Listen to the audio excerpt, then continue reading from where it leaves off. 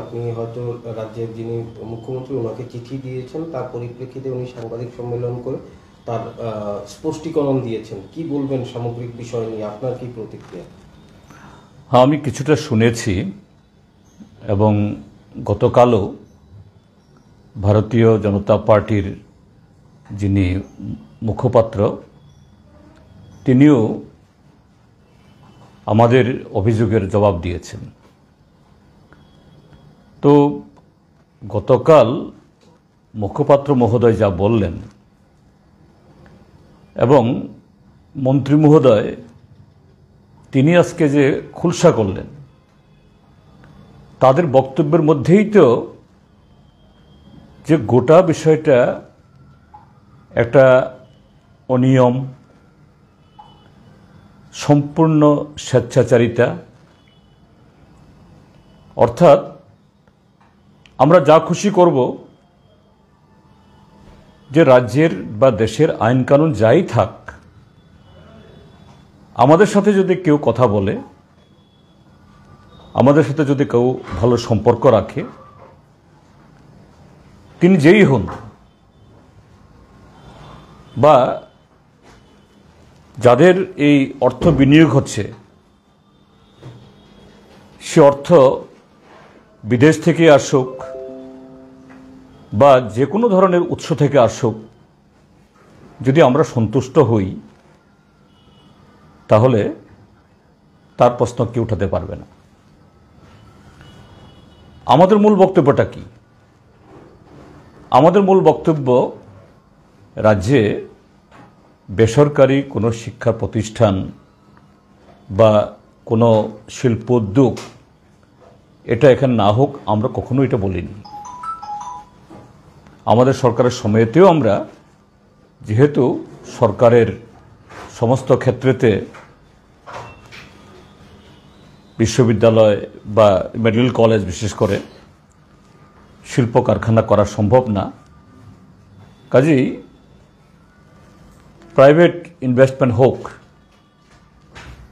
কিন্তু সেই ইনভেস্টমেন্ট আসতে হবে স্বচ্ছতার ভিত্তিতে এবং এই রাজ্যের জনগণের গোচরে,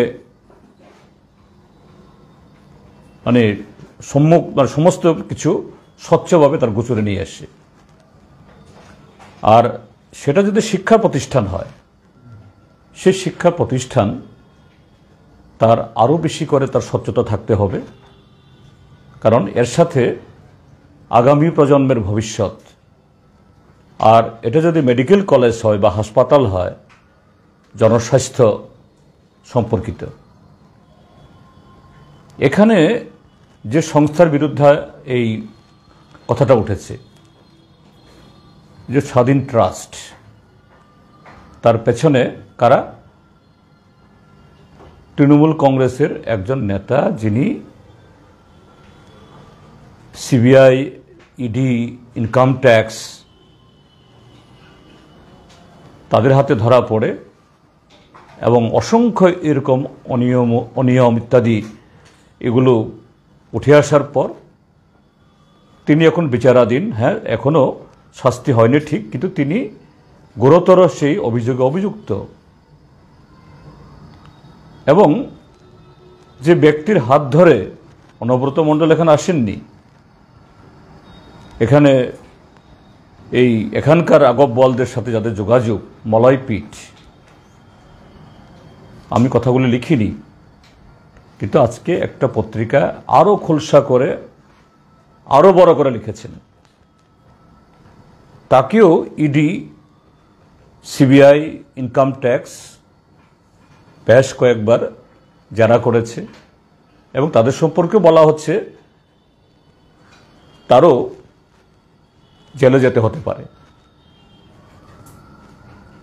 এবং এই অভিযোগ কে করেছেন? পশ্চিম বাংলায় ভারতীয় জনতা পার্টির পশ্চিমবাংলা বিধানসভার যিনি বিরোধী দল নেতা শুভেন্দু অধিকারী। তো ভারতীয় জনতা পার্টির কাছে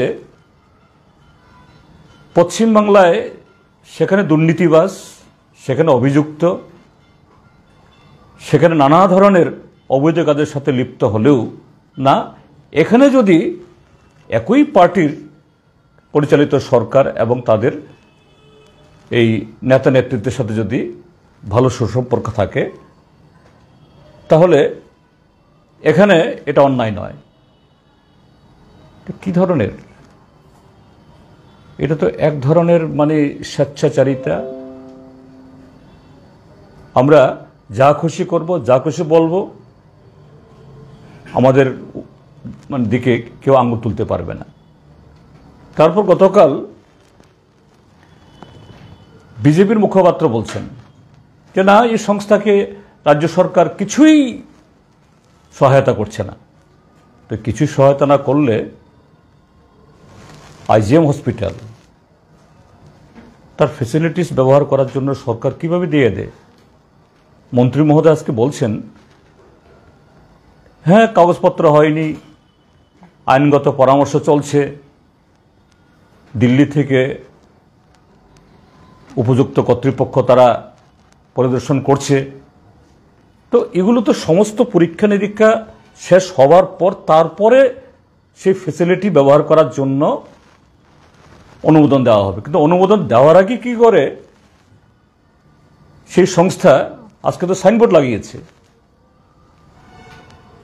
কি রাজ্যের সম্পদ জনগণের সম্পদ। এটা কি কোনো রাজনৈতিক দলের ব্যক্তিগত সম্পদ, কোনো মন্ত্রীর ব্যক্তিগত সম্পদ? কি ভাবছে ওরা? ওরা ভাবছে যেহেতু আমরা মন্ত্রী, আমরা শাসক দল, এই রাজ্যের হাসপাতাল, এই রাজ্যের যে এই মাটি, এই রাজ্যের কলেজ, সব কিছুর মালিক আমরা। আসল কথাটা হলো কি, এর পেছনে গুরুতর রহস্যজনক এমন কতগুলো ঘটনা ঘটছে। সময়ে সব কিছু উদ্ঘাটিত হবে, একটু গোপন থাকবে না। কাজেই এগুলোকে আড়াল করার জন্য তাদেরকে আজকে ওই 7, 5, 13 এসব বলতে হচ্ছে। রাজ্যের জনগণ দেখছে, সারা দেশ দেখছে। এবং যে গতকাল যখন আমরা অভিযোগটা উত্থাপিত করলাম, অনেক ন্যাশনাল মিডিয়াতে এগুলো প্রচারিত হয়েছে। সবাই বলছে না আরে কি করে এই সংস্থা ত্রিপুরাজ্যে পৌঁছে গেল? এই হলো যে সরকার বা শাসক দল যখন একটা অনিয়ম করে লেজে গোবরে হয়ে যায়, তখন পার্টি অফিস থেকে একরকম বলে, মহাকরণ থেকে আরেকরকম বলে। অর্থাৎ আমাদের জন্য কোনো আইন কানুন নেই, আমরা যা বলি সেটাই আইন। এটা চলবে না। বলেছেন এই আপনি যে বিষয়গুলো বললেন, তারপর উনি সংবাদ মাধ্যমের মুখোমুখি বললেন যে আপনারা যখন সরকারে ছিলেন, জিনেট কর্তৃপক্ষ এরাও এসেছিল, চলে গেছিল, আপনাদের সময় এইরকম হলো কই? তারা তো এইরকম কোনো ধরনের হ্যাঁ প্রাইভেট হাসপাতাল আসুক, ব্যবসা করুক, রাজ্যের উন্নয়ন হোক, তারাও সবাই চায়। আর আইজিএম এর কথাটা যেটা উল্লেখ করলেন সেটা হচ্ছে প্র্যাকটিক্যাল ক্লাস হয়, প্র্যাকটিক্যাল ক্লাস যে কোনো হাসপাতালেই হয় এবং সেটা তাও 1-8 দিন হয়। সেই জন্য আইজিএম হাসপাতাল ব্যবহার করা, এই বিষয়গুলো নিয়ে আপনার কি কথা? তো একই হলো। তার মানে হলো আমি আমার মেয়ের বিয়ে দেব, যে নিউ ক্যাপিটাল কমপ্লেক্সে এই মহাকরণ এবং এই বিধানসভার চত্বরটা খুব সুন্দর, আমি তো শুধু বিয়ের অনুষ্ঠান করব, এতে অসুবিধা কি? এটা সরকারি হসপিটাল, ত্রিপুরাজ্যের অন্যতম 2টি রেফারেল হসপিটালের মধ্যে অন্যতম। আর সেই জায়গায় একটা প্রাইভেট প্রতিষ্ঠান যারা লাখ লাখ টাকা ডোনেশন নিয়ে, ফি নিয়ে ব্যবসা করবেন, তাদেরকে সরকারি পরিকাঠামো এইভাবে ছেড়ে দেওয়া যাবে? তারা শুধু প্র্যাকটিক্যাল করবেন। মুখপাত্র মহোদয় গতকাল বলছেন যেন ডেন্টাল কলেজের ছাত্রদের মেডিকেল নিয়ে পড়াশোনা করার জন্য সুযোগ করে দেওয়া হয়েছে। তাহলে তো ঠিক আছে, সরকারি কোনো সম্পদ, সরকারি কোনো পরিকাঠামো কোনো বেসরকারি সংস্থাকে যদি সেভাবে ব্যবহার করার সুযোগ দেয়, তার জন্য নিয়ম আছে, কানুন আছে। চুক্তি করতে হয়, কোথায় সেই চুক্তিপত্রগুলো? আর এরকম কোনো মেডিকেল কলেজ ইউনিভার্সিটি হতে গেলে পরে বিল আনতে হয়।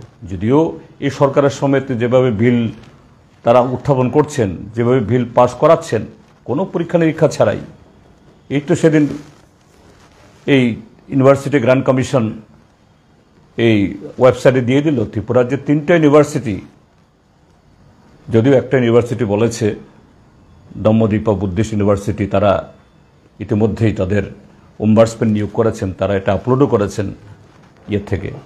কিন্তু বাকি দুটো টেকনো ইন্ডিয়া ইউনিভার্সিটি এবং আরিয়াভাট ইউনিভার্সিটি, এরা তো চুপ। ইউজিসি বলছে যে ত্রিপুরার যে এরকম 3টা ইউনিভার্সিটি, তারা যে ধরনের যে স্ট্যাটুটরি স্টেপস নেওয়া দরকার এগুলো করেনি। কিন্তু এরা কোনো বিল্ডিং তৈরি না করে, সেরকম কোনো পরিকাঠামো তৈরি না করে, ফ্যাকাল্টি নিয়োগ না করে ইতিমধ্যেই যে পিএইচডি, তারপরে পোস্ট গ্রাজুয়েট, আন্ডার গ্রাজুয়েট এবং নানা সাবজেক্টের অ্যাডমিশন শুরু করে দিয়েছেন, লাখ লাখ টাকা তুলছেন। তো তাহলে সরকারের আর কাজ কি? সব বেসরকারি প্রতিষ্ঠানে দিয়ে দেওয়া হোক। তো এটা এই শান্তিনিকেতন মেডিকেল কলেজের ক্ষেত্রেতে আরও মারাত্মক। এটার ত্রিপুরা বিধানসভা এটা নিয়ে কোনো বিলই আসেনি, কোনো চুক্তি হয়নি। তারা কিছু লোকের সাথে, কিছু কর্তা ব্যক্তিদের সাথে গোপনে দেখা সাক্ষাৎ করেছেন, এটাই চুক্তি? আমি আবারও বলছি, ত্রিপুরাজ্যের সরকারি হসপিটাল এবং অন্যান্য প্রতিষ্ঠান কোনো রাজনৈতিক দলের পৈতৃক সম্পত্তি নয়, মন্ত্রীদের পৈতৃক সম্পত্তি নয়, এটা জনগণের সম্পত্তি। এটা ব্যবহার করতে গেলে পরে সেই নিয়মকানুন পালন করতে হয়। এটা যদি না হয় এটা চূড়ান্ত অনিয়ম, এটা দুর্নীতি। আর বড় গলায় মন্ত্রী মহোদয়রা বলে যাচ্ছেন অবলীলায়। কোথায় যাচ্ছে রাজ্যটা, কোথায় যাচ্ছে দেশটা? সর্বক্ষেত্রে গোটালা, সর্বক্ষেত্রে একটা এই স্ক্যাম। এবং এইভাবেই তো এই যে নিট, নেট, সারা দেশের মধ্যে প্রাইভেট কলেজ, প্রাইভেট ইউনিভার্সিটি, সেই যোগসূত্র ধরেই তো এই যে বৃহত্তম কেলেঙ্কারি হচ্ছে।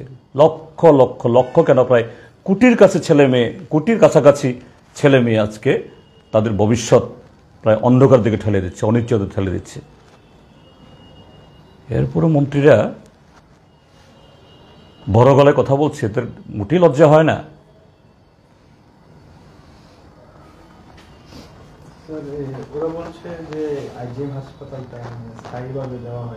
না না, তা তো ঠিক আছে, স্থায়ীভাবে দেওয়া হয়েছে তো আমরা বলিনি, দেওয়ার সুযোগও নেই। কিন্তু একটা সরকারি প্রতিষ্ঠান এইভাবে একটা বেসরকারি সংস্থাকে ব্যবহার করার জন্য খুলে দেওয়া হলো, কোথায় সে চুক্তিপত্র, কোথায় সে আন্ডারটেকিং?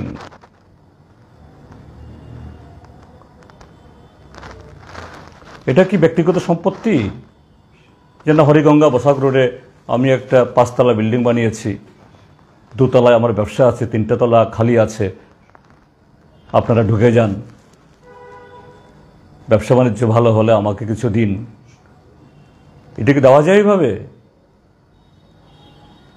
তো তাদের বক্তব্যে কি মনে করা হচ্ছে, যেন মন্ত্রীদের পৈতৃক সম্পত্তি তারা যাকে খুশি তখন এদেরকে অন্যভাবে সন্তুষ্ট করলে তারা দিয়ে দেবেন। এটা তো হতে পারে না। This is government asset, that is public asset. আর এরা মনে করছেন এটা তাদের ব্যক্তিগত সম্পত্তি। কাজে এর পেছনে কি হতে পারে আমার বলার প্রয়োজন নেই। এইভাবে একটা টেন্টেড, একটা বিতর্কিত একটা সংস্থাকে দেদার সুযোগ করে দেওয়া, বুঝতে অসুবিধা হয় কি মন্ত্র কাজ করছে, কি মলম কাজ করছে। তো এই হলো ঘটনা। বিষয়টা স্যার উনি যদি বললেন মন্ত্রী, উনি বলেছেন যে এইভাবেই তো মুখে বললেই তো হচ্ছে না, কারণ তাদের সাথে দিল্লি থেকে যে মেডিকেল টিম আসবে পর্যবেক্ষণ করতে, ফাইনাল হলেই তো ওদের সাথে ফাইনাল হওয়ার পর তারপরে তারা ঢুকবে। এবং মৌ স্বাক্ষর হবে, এদেরকে নাকি 2 কোটি টাকা সিকিউরিটি মানি দেওয়া হবে, এই বিষয়গুলো উল্লেখ করেছেন। আমি তো সেই কথাটাই বলছি ভাই, আমি তো সেই কথাটাই বলছি। যদি তিনি বলে থাকেন মন্ত্রী মহোদয় যে দিল্লি থেকে কলকাতা থেকে যে ডেজিগনেটেড টিম আসবে, পরীক্ষা করবে, সরকারি আইন অনুযায়ী চুক্তি হবে, ত্রিপুরা বিধানসভায় আইন তৈরি হবে, তারপর গিয়ে এই ফ্যাসিলিটিসগুলো ইউটিলাইজ করার কথা। কিন্তু এগুলো কিছুই না করে শুধু আমাকে সন্তুষ্ট করুন আপনারা, তারপরে যা খুশি করুন, এরপরে গিয়ে করব, এটা তো হয় না। আমি আবারও বলছি, এটা ব্যক্তিগত সম্পত্তি না, পৈতৃক সম্পত্তি না, এটা জনগণের সম্পত্তি, পাবলিক প্রপার্টি। কোনো মন্ত্রী বা কোনো আমলা এইভাবে এটাকে ব্যবহার করতে পারে না। কিন্তু ত্রিপুরাজ্যের মধ্যে ভারতীয় জনতা পার্টি, এই সরকার একেবারে ছোট মানে সাধারণ প্রতিষ্ঠান থেকে শুরু করে আজকে কলেজ, মেডিকেল কলেজ, ইউনিভার্সিটি, আরও এরকম অনেক ফ্যাসিলিটিস, এগুলোকে যেভাবে তারা ব্যবহার করছে, এটা ত্রিপুরাজ্যের আগামী দিনের যে নতুন প্রজন্মদের ভবিষ্যৎ এবং জনস্বাস্থ্য, এটা প্রচণ্ড হুমকির সামনে উপস্থিত হবে। স্যার, আপনি বলেছিলেন যে মেয়রের যে বিষয়টা, সংবিধান পদে থেকে উনি কিভাবে শপথ গ্রহণ করলেন, উনি ঘটনাটা আপনি আজকে মন্ত্রী বাহাদুর বললেন, পুরো বিষয়টা আপনি হয়তো শুনেছেন, যে আপনিও জানেন নাকি একজন মেয়র পদে অ্যাজ এ মিউনিসিপ্যাল কর্পোরেট কি দায়িত্ব করতে পারে, 2টি পদে নাকি থাকতেই পারে। তো আপনি এই বিষয়টা নিয়ে কি বলবেন? আমি এখানে মিউনিসিপ্যাল আইনে কি আছে এটা বলিনি। আমার বক্তব্য ছিল যে ত্রিপুরা বিধানসভার একটা বিধি আছে, যদি অন্য যে কোনো প্রতিষ্ঠানে নির্বাচিত হবার পর ত্রিপুরা বিধানসভায়ও সেখানে সদস্য হওয়া যায়, তাহলে অনিমেষ দেববর্মা এডিসির deputy principal deputy chief executive member ছিলেন, তাকে পদত্যাগ করতে হতো না। ওইখানে তো এডিসির আইনে কোনো এরকম লেখা নেই। চিত্ত দেববর্মাও এডিসিতে এক্সিকিউটিভ মেম্বার ছিলেন, তাকেও পদত্যাগ করতে হতো না। তারপর আমাদের বর্তমান বিধায়ক শাসক দলের মধ্যে কেউ কেউ এর আগে ত্রিস্তর পঞ্চায়েতের সদস্য ছিলেন, এমএলএ নির্বাচিত হওয়ার আগে, সেখান থেকে পদত্যাগ করতে হতো না। এটা সেই সংস্থার আইনের কথা বলছি না, আমি বলছি বিধানসভা। এই যে বিপ্লব কুমার দেব, তিনি রাজ্যসভার সদস্য ছিলেন, তো লোকসভাতে শপথ গ্রহণ করার আগে সেখান থেকে পদত্যাগ করতে হয়েছে। ত্রিপুরা বিধানসভার এমএলএ হিসাবে পদত্যাগ করেই তারপর রাজ্যসভার শপথ দিতে হয়েছিল। তো এগুলো কি সব লেখা থাকে এরকম? দেশে একেবারে খুঁটিনাটি সব কিছুতে নেই, এটা একটা কনভেনশনের মধ্যে চলে। হ্যাঁ, পশ্চিমবাংলাতে আমি সেদিন বলতে গিয়ে এটাও বলেছি, পশ্চিমবাংলাতে ফিরহাদ হাকিম, তার আগে সুব্রত মুখার্জি, কলকাতার মেয়র একই সাথে মন্ত্রী, কলকাতার মেয়র একই সাথে বিধায়ক ছিলেন। সেখানে পশ্চিমবাংলার বিধানসভার যে বিধি এবং বেঙ্গল মিউনিসিপ্যাল অ্যাক্টে সেখানে সেই অ্যামেন্ডমেন্ট আছে, আমাদের এখানে নেই। যদি তাই হতো, এটা সিম্পল, শপথ গ্রহণের আগে এটা অর্ডিন্যান্স করে নিতে পারতেন, এরপরে বিধানসভা অধিবেশন আসলে সে অর্ডিন্যান্সকে আইনে রূপান্তরিত করতে পারতেন। এটা না করেই, তার মানে কি এখানেও একই ধরনের যে কাজ করেছে, অর্থাৎ মাইট ইজ রাইট, না আমরা যা ভাববো তাই হবে। তাহলে তো মানে দেশে পঞ্চায়েতে হয়ে তিনি এমএলএ হতে পারেন, এমএলএ হয়ে তিনি মেয়র হতে পারেন, এমপিও হতে পারেন। তো এগুলি এইভাবে সবটা আইনে লেখা থাকে না। আমি কনভেনশনের কথা বলছি, এবং কোনো কোনো ক্ষেত্রে এটা তার যে অ্যাক্ট এবং রুলস এটাও অ্যাপ্লাই করে। কাজে এই ক্ষেত্রেতে যে এটা খুব সহজ ছিল, এটার আগে জাস্ট একটা অর্ডিন্যান্স জারি করলেই হতো, এটা নিয়ে কোনো প্রশ্ন তোলার মানে বিষয় থাকতো না। এটাই হলো আমার বক্তব্য। আমার একটা প্রশ্ন ছিল, ওরা বলেছেন যেটা আপনাদের আমলে নাকি জিনেট পালিয়ে গেছে, সেই বিষয় নিয়ে কি? হ্যাঁ, তাই আমাদের আমলে জিনেট এসছে, এরকম চুপি চাপি আসেনি।